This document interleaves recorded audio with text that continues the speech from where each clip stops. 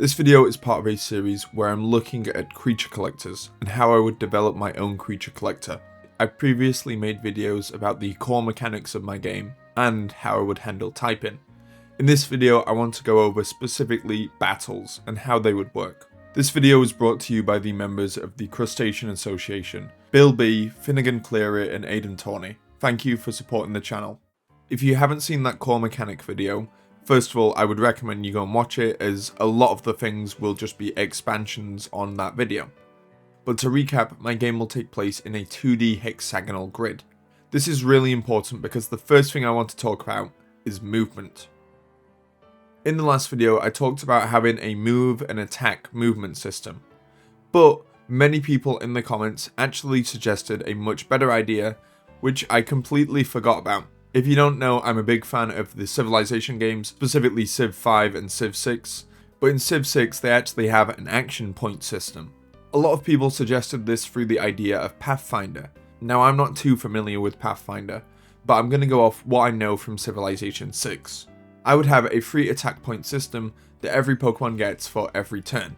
Every time that you want to move a space, it's going to take an action point, or you can use a move, which costs 2 action points. This way it gives you a lot of options, as you can decide, do I want to rush at my opponent but maybe leave myself vulnerable, or do I want to hang back and maybe fire off a ranged attack? I think it's a much better way of how to handle it than any way I suggested. Thank you to everyone who pointed that out. This is a very collaborative project, so any help in the comments is really helpful. I would also add in the idea of zone of control.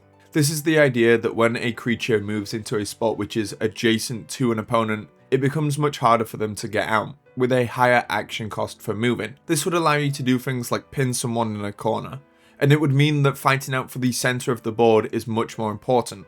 I'd also make it so that zone of control can be counteracted if you have multiple Pokemon in that area. If you remember in my core mechanics video, it's all about collaboration in this game, so it's really important. With that, I'd want to make it so that the grid is a little bit bigger, so I think something like this would look a lot better. The point system could also introduce the idea of having things like a point bonus. For example, water types could get an extra action point or less spend for action points when they're in the water. Civilization 6 has some very similar features to this. Norway is a civilization that doesn't spend action points when they're going from sea to land, and this gives them a unique playstyle where they always want to be attacking from the sea, whereas other civilizations can't. This format also allows for some really unique moves. Certain weaker moves could only cost 1 action point, however I think there should be a limit on only using 1 move a turn. And you could have some really powerful moves that cost 3 action points, or maybe they leave you in an action point deficit for the next turn. This would kind of emulate how Hyper Beam works, but in my opinion it would be a much better system. Finally, on the topic of movement, I want to talk about terrains and hazards. Now, I don't want to use hazards in the same way that Pokemon uses them. They're really powerful in Pokemon due to the emphasis on switching, but I think due to the different way that we've taken the game, they wouldn't really work as well.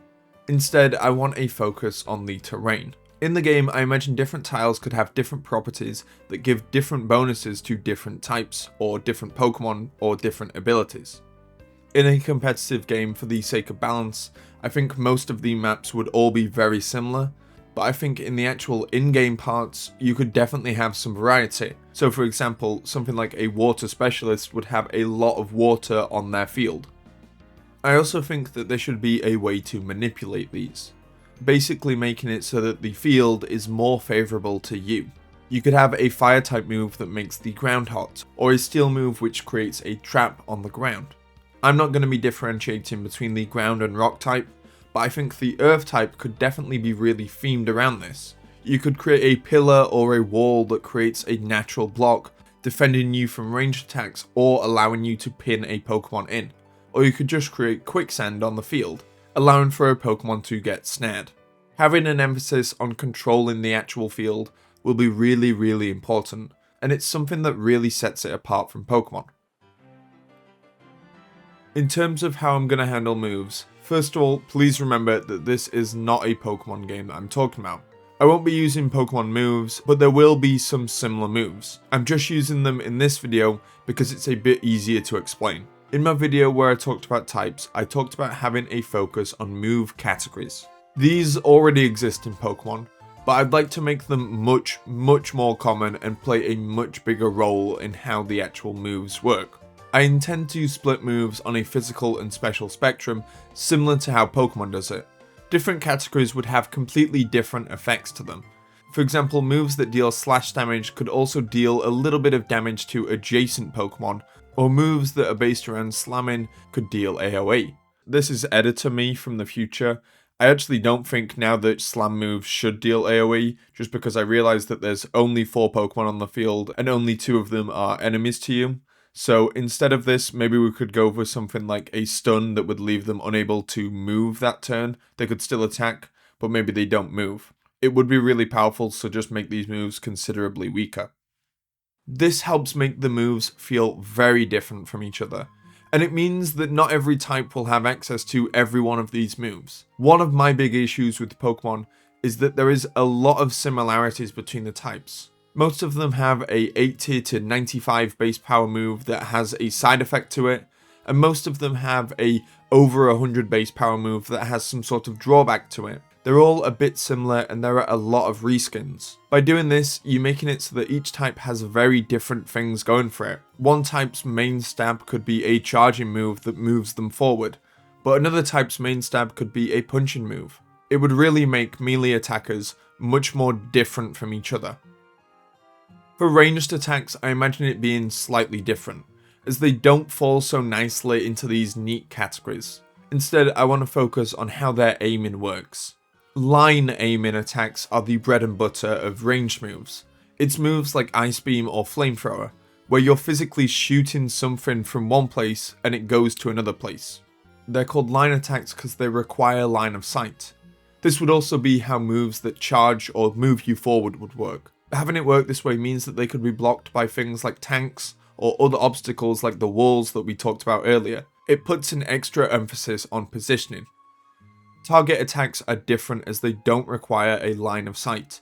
Instead, they inflict damage on a specific area. This would be for moves like Thunder or Psychic, where they deal damage to the area rather than shooting out a beam or a projectile. I also think that there could be a lot of physical attacks that also have this.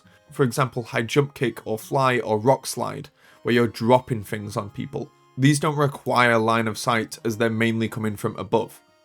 I still do think that ranged attacks could still have type categories. Things like sound would definitely still exist, but they would be much less required compared to melee attacks. Finally, I want to talk about the idea of friendly fire, and whether or not it should be on. I think that it should definitely be something that you should have to worry about. It means that you really have to think even more about your positioning, because you don't want to hurt your Pokemon. Or maybe you just have to make a major sacrifice and sack off one of your Pokemon for the greater good. The greater good. So those are my ideas on how the actual battles will work. Once again, if you haven't seen the videos I made before this, I would really recommend you go check them out. In one of those, I talked about turn order, which is why I didn't talk about it in this video. If you have enjoyed the video or would like to see more from this topic, please like or subscribe. I hope I've earned it. Also, if you have any suggestions, please let me know about them, because as you've seen in this video, I am taking suggestions on board and feedback. Thank you for your support. Thank you.